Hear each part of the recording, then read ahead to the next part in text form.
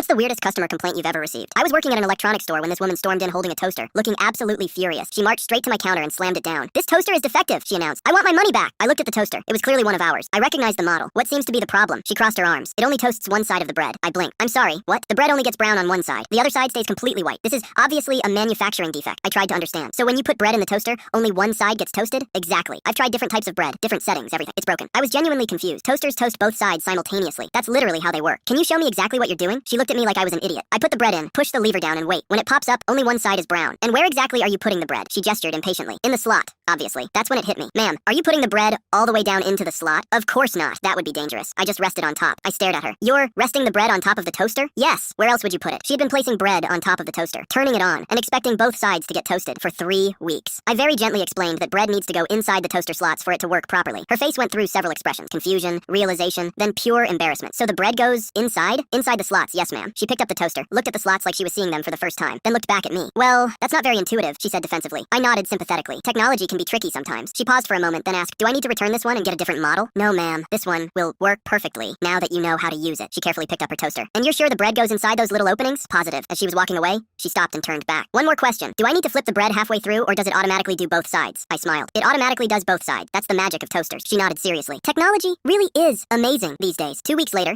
she came back to buy a matching coffee maker. She looked much happier and well-fed.